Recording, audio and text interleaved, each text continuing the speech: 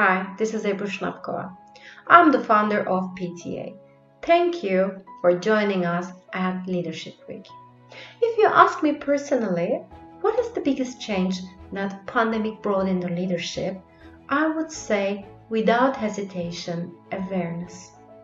We moved from being busy in execution in the known to managing the change in unpredictable.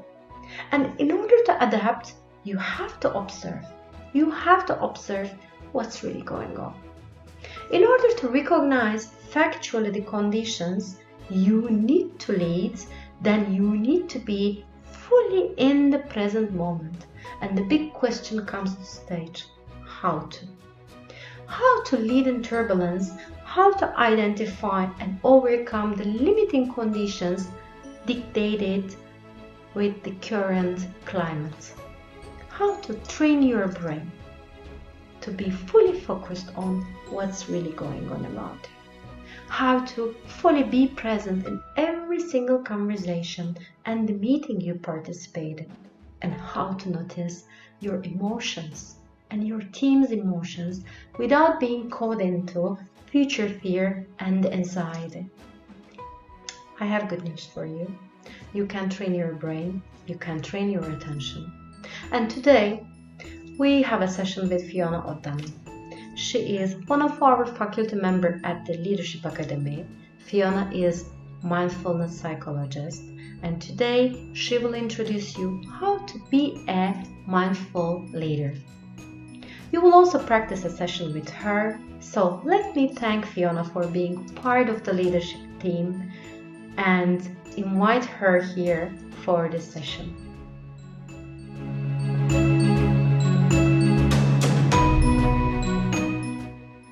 Hello and welcome to this mindful leadership session celebrating Leadership Week. My name is Fiona O'Donnell and I am a mindfulness psychologist. I have several master's degrees in these areas of psychology, mindfulness and social research. I'm a director of mindfulnessworking.com and I'm also a senior lecturer with University College Dublin on their mindfulness master's programme.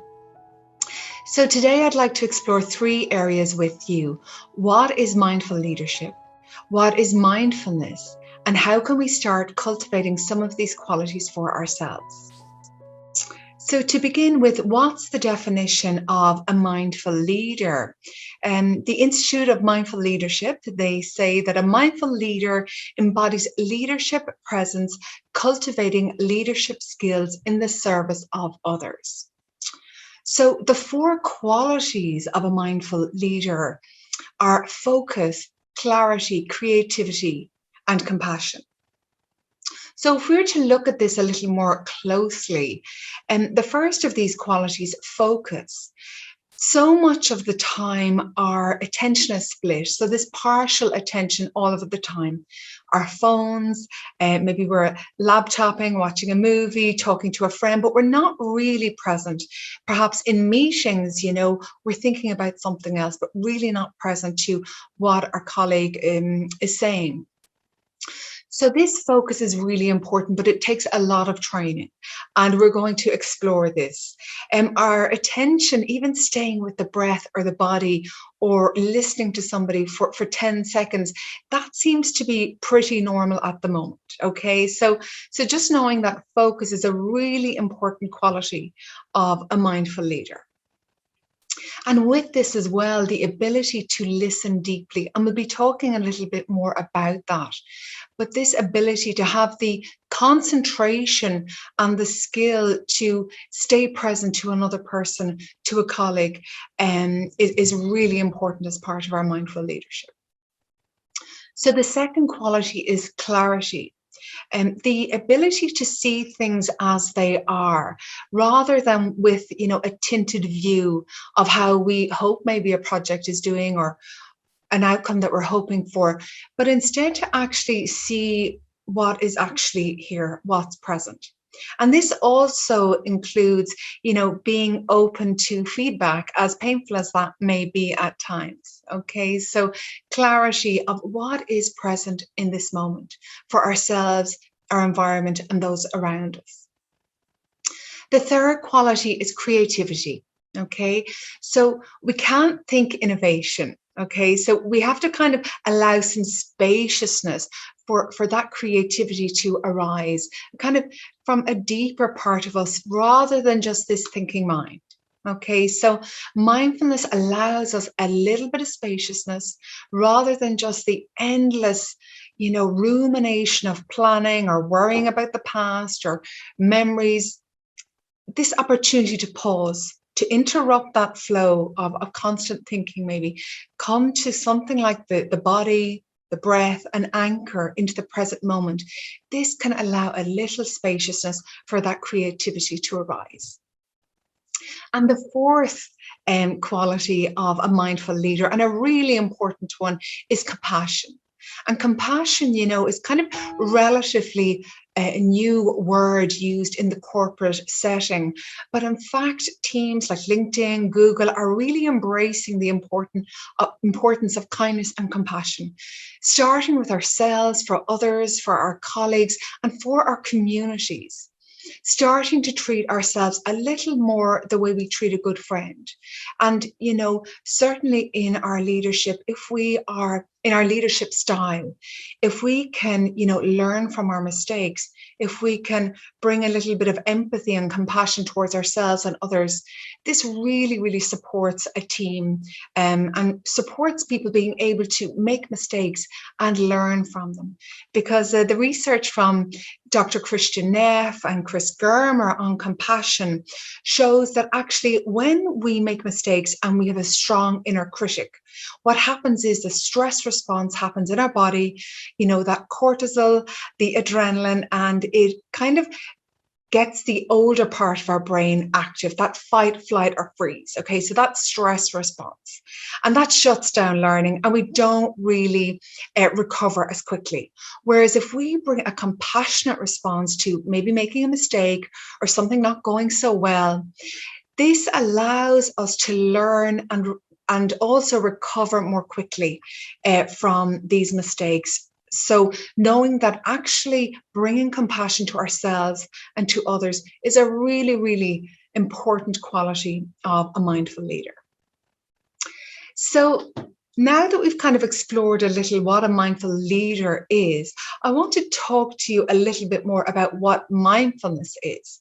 So we hear a lot of this, in the media and the newspaper, and it's as if mindfulness is going to be the panacea to all our ills. Well, that's not quite the case. But there are a lot of misconceptions about what mindfulness is. Sometimes we think that it's about clearing the mind. So, if anybody can actually do that, let me know, because it's not really something that's really possible. Okay, we're working with our thoughts all the time. So rather than trying to clear the mind, we're noticing the quality of the thoughts in our mind. And this gives us great ability and skill to be able to kind of respond, this meta-awareness or metacognition, knowing, what thoughts are arising and passing. Some may be very helpful, but some thoughts that maybe are repetitive, tell us we're not good enough, are very stuck in the past or the future, maybe they're not so helpful. So that skill to be able to kind of step back a little and observe the quality of our mind is a really, really helpful skill in mindfulness. So knowing we can't clear the mind, but we will be working a lot with, the mind wandering. So being able to be, present to what's happening moment by moment is really the skill of mindfulness. So noticing how are we feeling, what's the emotional weather pattern right now, not judging this harshly.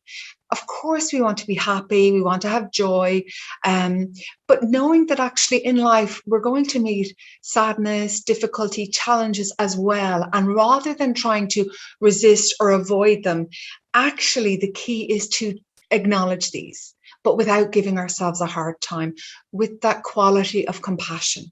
Okay, so that's a really important point to remember, that we're opening up to how we're feeling, the good, the bad, the ugly, but with this compassionate attitude towards ourselves. And this allows us to be a bit more compassionate to those around us too, which is going to make for a much better cohesive, work team. So another area, as I mentioned, of course, it's cultivating this compassion. But for those of you who might be a bit skeptical about mindfulness, you might just like to think of it as a kind of a brain training. Okay, so we used to think, or the scientists used to think, that the brain that we were born with, kind of slowly deteriorated until we died.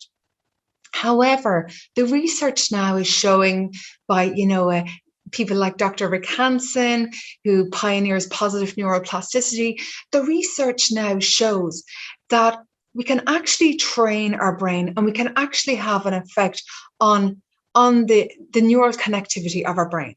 Okay, and we're going to be doing this today in this short little presentation. We're even going to do a little bit of brain training here today. Okay, so stick with me for the next few minutes and see how it is to train your brain a little bit, because it's grand to know what the qualities of a mindful leader are. It's really good to know what mindfulness is, but it's something that we actually need to do. We need to practice. It's like going to the gym. Okay, maybe, this muscle is quite weak to begin with, but if we keep doing those reps, that muscle gets stronger. Okay, and that's what we're doing with this kind of brain training mindfulness practice that we're engaging in. So how do we actually bring some of these skills to our lives? Okay, we're doing this through things like the breath, the body, and the senses. These are all anchors and gateways, if you like, into the present moment. Okay, so in just 8 weeks, of regular mindfulness training of maybe 15 minutes a day, but we can start even with 2 minutes. And the research shows that we can have an effect on the brain. Okay, so really good research behind this. So if you'd like to think of what is the opposite of mindful awareness, really in a way, it's kind of absent-mindedness, so mind wandering. And we might think, well, maybe I daydream a little bit or my mind wanders a little bit, but the research shows, Harvard did this research, that we're mind wandering about like half of our lives. So 47% of the time we're not present, maybe on automatic pilot, mind wandering, but not present. Okay, so that's a lot of our lives. And of course, automatic pilot is really, really important, being able to do things without really thinking about it. I know when I started driving, it took me loads of driving lessons to kind of figure out that clutch and gearbox and all of that to learn, but now I can do it automatically. So automatic pilot is really useful, but in a way, we're kind of living our lives through automatic pilot. Okay, we're not really being present. So, mindfulness is a really, really great way to open up to our lives. Okay. And, as John Kabat-Zinn says, we're kind of sleepwalking our way through our lives. Okay. And this is a great opportunity to pause, to be present to what's here, some of the challenges, but some of the good stuff that's around for us as well. Maybe sensing into these bodies of ours. So as I mentioned, mindfulness is really becoming aware of the emotions, how we're feeling, but also becoming aware of our bodies, these sensing bodies of ours that, are quite amazing, really, the ability to breathe, these organs all working away behind the scenes. So the body sensing into the soles of the feet is another really supportive anchor for us, as well as bringing awareness to, the mind, what direction it's heading in right now, future, past, as well as the ability to support us around some of our behaviors and reactivity. Okay, learning to kind of, maybe starting to notice when I'm feeling stressed, starting to notice when I'm feeling that anger, reactivity, and maybe I have just a moment to come to the breath, to sense into the body, and maybe pause, allowing me to respond. And this is really supportive if we're in meetings, or maybe there's some conflict in a team we're working with. That ability to ground ourselves as we are in that moment, rather than just reacting, is really, really supportive. Okay, it's very skillful. And I think you'll notice that in a lot of mindful leaders, that ability of supporting their emotional regulation, it seems to be a very important skill. Okay. So I think I've covered most of, what mindfulness is. But I'd like to speak to you now about cultivating some of these qualities in our own lives. And I'd like to invite you to just pause for a minute or two to give this little practice a go.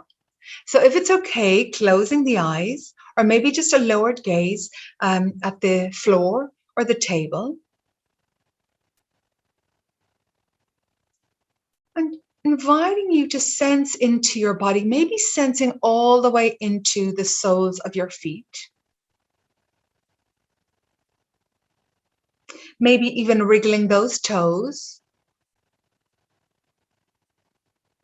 Yeah, noticing, oh yeah, we have those toes. And for some of us, maybe we can't wriggle our toes. That's okay. Maybe we can't even sense into the soles of our feet. That's okay. And perhaps bringing awareness to the legs. Feeling into the contact of what you're sitting on. Noticing if the chair, the surface feels warm or cold, hard or soft. And bringing your awareness to the shoulders, the arms, the torso, the hands, the neck and head.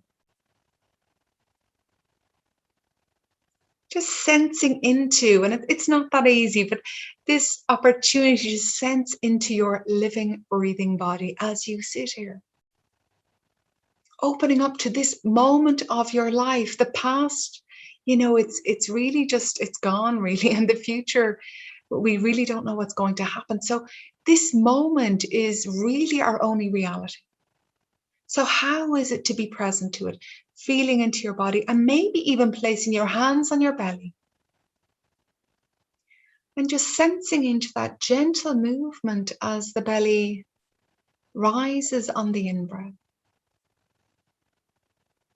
and falls on the out-breath. Is there any awareness of this just really gentle movement?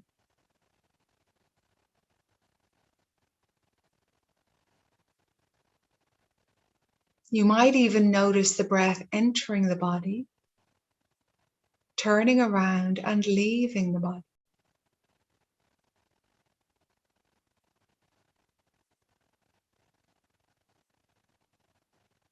And for sure, you'll notice really quickly your mind wandering, the planning, the daydreaming, memories, wondering, are you doing it right? Thinking about the to-do list. Okay, so this is really normal. So the good news is maybe that we can't stop our mind wandering. So you're not doing anything wrong. So just gently bringing the attention back, beginning again, sensing into the body as you sit here, maybe the breath. We even have the opportunity, if we'd prefer, to open up to the sounds coming to the ears.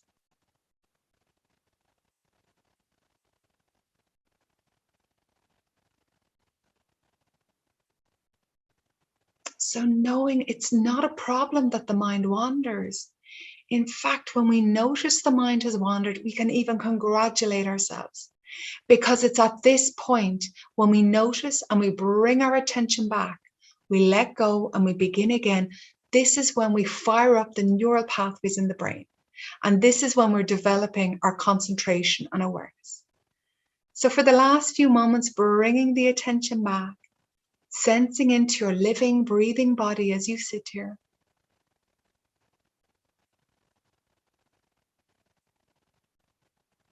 And then gently widening the awareness and opening the eyes if they're closed. Okay, so well done. You got a chance to do a little bit of brain training. So believe it or not, every time you bring the attention back to the body, to your breath, to the senses, this allows you to be present. And you're, activating parts of the brain and supporting neural connections just by bringing the attention back. But it takes a bit of commitment. It takes patience because it happens so much. So, people often say that mindfulness is easy. The techniques are easy, but actually it's quite challenging to remember to do in the first place. But we can start really small, even with just 1 or 2 minutes during our day between meetings, Maybe if we're walking to another meeting, even we might have an opportunity to go outside. How is it to kind of just pause for 2 minutes? Okay. We might even like to engage in, tasting something like our coffee or tea or water, and taking a segment of orange, or maybe our favorite piece of chocolate. Okay. Maybe trying a little chocolate meditation. I have one of those on YouTube, actually. It's 2 minutes, and it really makes that piece of chocolate, last that much longer, because we have this opportunity to look, to smell, to taste, to savor, so really opening up to the moments of our lives. The other thing to mention is, if we're having a stressful experience in work or in our day to day, there's a great little practice called stop. Okay, so I'd like to share this with you. It's pretty simple, but again, it's remembering to do it. That's the challenge. Okay, so stop is just stopping. Okay, okay, I have this moment. Taking a breath. So if you're outside, you might like to take a deeper, more intentional breath, really feeling the lungs, really allowing the belly or the abdomen to expand. So taking a couple of deep breaths, or if you're in a meeting maybe, or you're just on a train, whatever it is, you might just want to bring your attention to what's already happening. Bring your attention to the sensations of the breath. So you don't need to change it in any way. Just bring your awareness. Okay. And maybe you might do this right now, if that's okay. Just notice that your body is breathing. You don't need to change it in any way. Yeah. Okay, so what this does is, if we're noticing that we're stressed, okay, so that fight, flight, freeze part of our brain, that older part of our brain is activated, the reptilian. By coming to the breath or the body, it activates the neocortex, that newer part of our brain, okay, that part of our brain that makes us human. So this is a really good way, coming to the breath or the body, to interrupt that. So the next part of the stop practice then, and this can be done in 30 seconds, a minute, is the observe, the O. Okay, so we've had the stop, the T, taking a breath, and the O, observing how you are in this moment. This is really, really important. Rather than avoiding, ignoring, bottling down, we're actually just acknowledging, oh yeah, I feel maybe a little bit fearful. I'm angry. Maybe I feel jealous. So just actually acknowledging, it won't make the feeling grow. It actually allows it to be experienced and move through the body more easily. You might even like to acknowledge or notice the thinking right now. Is the mind racing into the future, planning, maybe trying to rewrite old history, maybe giving ourselves a really hard time, or that inner critic is very strong? Some of this can be quite unhelpful. So being able to recognize these kind of sometimes unhelpful thinking patterns can be really useful. Okay. And then the other thing I mentioned is noticing how the body is feeling. There might be some tightness, some holding. So observing with this kind of compassionate attitude, okay, this is what's here. It's okay. I'm not alone. And we all experience moments like this. Okay, that's really important, the common humanity. And then the P in stop is just proceeding the next moments of our day. As I said, whether we're in a meeting, we're going from place to place, and maybe we're even just connecting with a friend, just pausing in our day. And it might even be to acknowledge a nice moment. It's not just for the stressful moments we can do the stop. We can actually do it if we want to acknowledge and savor something nice that we can experience in this moment. So maybe the body has no pain right now. Perhaps you had a good night's sleep. Maybe you enjoyed some nice food, or you got a chance to connect with a friend. Maybe it's just seeing a nice sunset. So this opportunity to stop, come to the breath, observe how we're feeling, and proceeding with the next moment. Okay, so inviting you to kind of keep that in the toolkit over the coming weeks, and just giving it a go, seeing how it is. Okay. So as we move into the last section of this presentation, I'd like to invite you just to pause for a minute or two, to reflect on what is a good leader for you. Okay, so just taking a moment, and we might close the eyes or lower our gaze. Maybe placing the hands on the belly or sensing into the feet on the floor. Just taking a moment and bringing our awareness to our bodies as we sit here.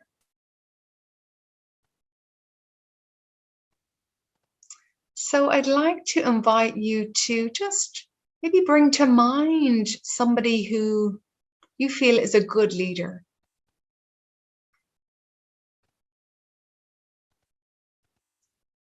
And this might be somebody you've worked with, maybe somebody you know of,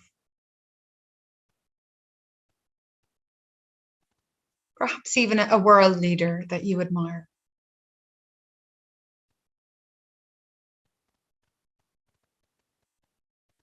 Or maybe just taking a moment to maybe acknowledge or notice what are the qualities about that person and their leadership that you admire or respect.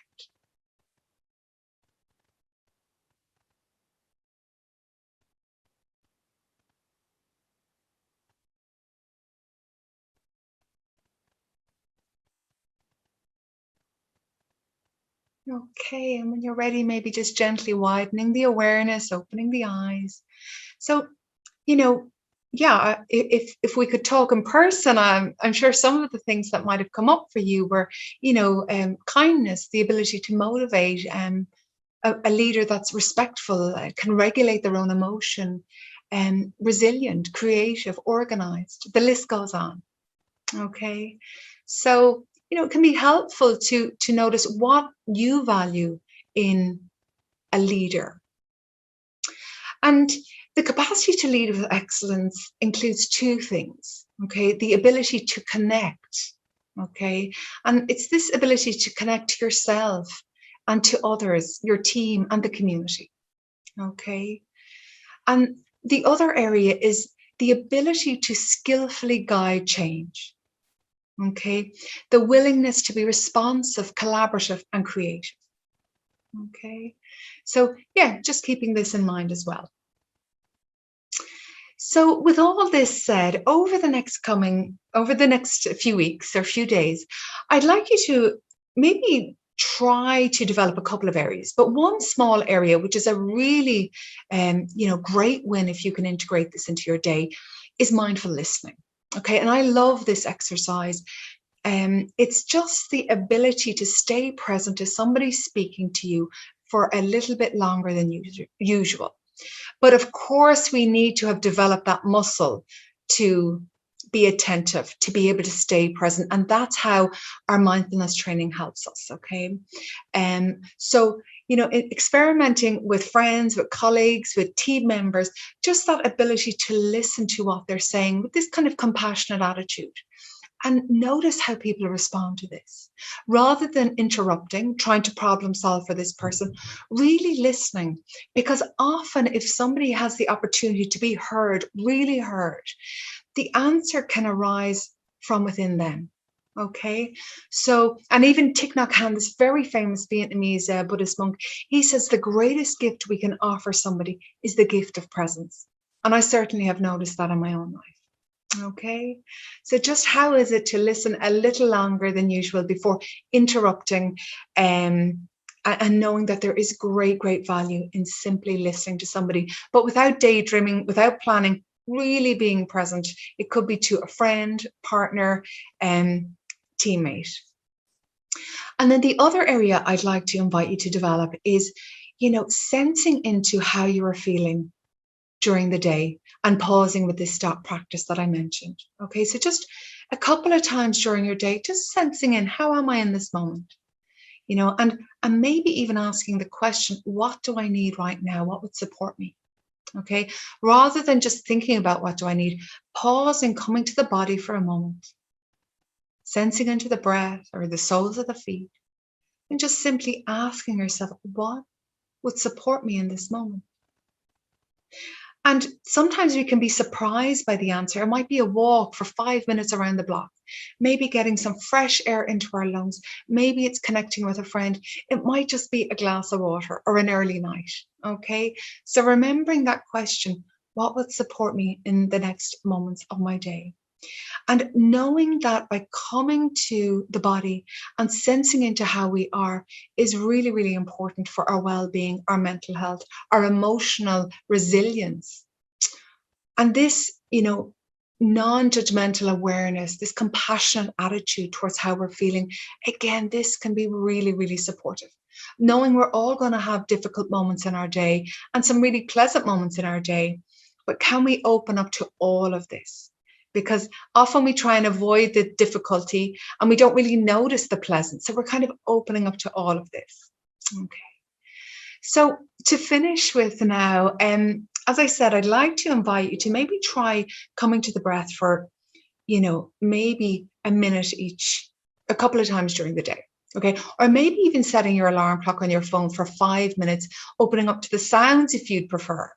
Okay. And there's some great apps, even my website, mindfulnessworking.com, and my YouTube channel. There's lots of free resources available, even Insight Timer, just setting a little timer, 2 minutes, 3 minutes, 4 minutes, 5 minutes, to pause and come to your breath, come to your body, and maybe check in, notice how you're feeling. This is a really, really great skill to start doing. The other thing I'd like to encourage you to do is maybe just savor your food or that coffee, as I mentioned already, just for a few moments, or maybe for the first bite or two of your lunch, and just noticing how it is to taste. I had a senior leader working with me a number of years ago, and she said she'd been having the same sandwich in the canteen, and I sent her away for the week with her home practice to, open up to the taste. And she chose this sandwich to taste each day.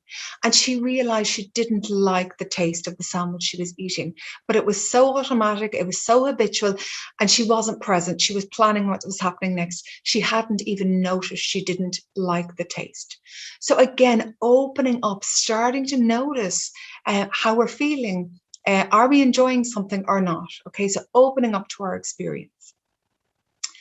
So through this training of our attention, okay, we're training our mind, our emotional awareness, we're cultivating ways to bring focus and clarity, creativity and compassion to ourselves and others, okay, those whom with we work. And this is really going to support us to be, mindful leaders, motivating people, supporting people, being respectful, and cultivating an environment of compassion and empathy and deep listening. So that's all from me, and I'd like to thank you very much for taking the time to join this session. Hope to see you again, and I hope you get to see some of the other videos. Thanks so much, and bye for now.